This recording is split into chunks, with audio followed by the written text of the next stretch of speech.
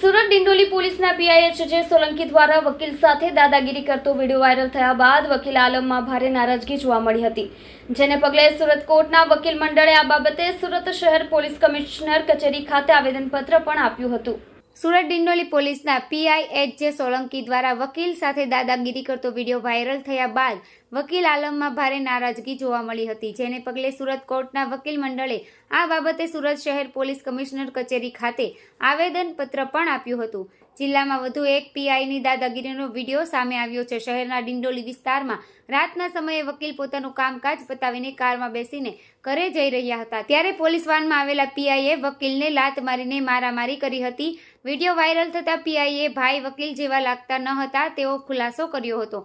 Police inspector સામે ફરિયાદ માટે મોડી રાત સુધી પોલીસ સ્ટેશનમાં રોકાયા હતા, પરંતુ તેમની ફરિયાદ લેવાઈ ન હતી। સુરતમાં પોલીસ કર્મીઓ વકીલને માર માર્યો હોવાની ઘટના સામે આવી છે, જેમાં 18 ઓગસ્ટની રાત્રે ડિંડોલીમાં નાઇટ પેટ્રોલિંગમાં નીકળેલા પોલીસ ઇન્સ્પેક્ટરે પીસીઆર વેનમાંથી ઉતરીને કારના દરવાજા પાસે ઉભેલા વકીલને જોરદાર લાત મારી હતી। આ સમગ્ર ઘટના ત્યાં લાગેલા સીસીટીવી કેમેરામાં કેદ થઈ ગઈ હતી।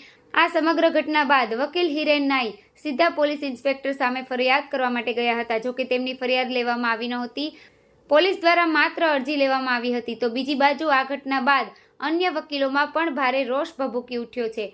સુરત કોર્ટના વકીલ મંડળે આ બાબતે સુરત શહેર પોલીસ કમિશનર કચેરી ખાતે આવેદનપત્ર પણ આપ્યું છે અને પીઆઈ વિરુદ્ધ યોગ્ય કાર્ય કરવા માટે અપીલ પણ કરી છે। કેમેરામેન હકીમ શેખ સાથે વસીમ હાસમીનો રિપોર્ટ, આઝાદ ન્યૂઝ, સુરત। મારું નામ એડવોકેટ હિરેન નાઈ છે। શું બનાવ બન્યો તો આજે શું રજૂઆત કરવા માટે એસીપી સાહેબ? મારો બનાવ 18 તારીખે રાતના મોડી રાત્રે 18 તારીખે મોડી રાત્રે હું મારી ઓફિસનું કામ પતાવીને મારા ઘરે જતો હતો। એ દરમિયાન પીઆઈ સાહેબ આવેલા હતા અને પીઆઈ સાહેબે મને એમ પૂછ્યું કે તમે શું કરો છો અહીંયા।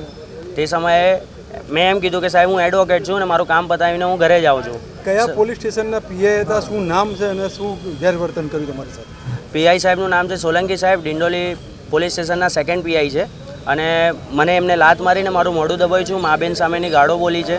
શા માટે આવું એમણે કર્યું તમને કે? સાહેબ એ તો મને પણ નથી ખબર કે એમને મારી સાથે શું કામ આ બધું કરેલું છે। અત્યારે શું રજૂઆત કરી? અત્યારે જોઈન્ટ સીપી સાહેબને, અમારા એસડીબીએના પ્રમુખ, ઉપપ્રમુખ અને અન્ય હોદ્દેદારો સાથે અમે જોઈન્ટ સીપી સાહેબને રજૂઆત કરેલી છે કે આ મારી સાથે જે મિસબિહેવ થયો છે તેના ઉપર જલ્દી ને જલ્દી એક્શન લેવામાં આવે અને ફરિયાદ કરવામાં આવે। એમને શું કહ્યું? એમને સારો એવો રિસ્પોન્સ અમને આપ્યો છે। એમને 2 દિવસનો ટાઈમ માંગ્યો છે ઇન્ક્વાયરી કરવા માટે અને ઇન્ક્વાયરી પછી જે હશે અમને જણાવશે।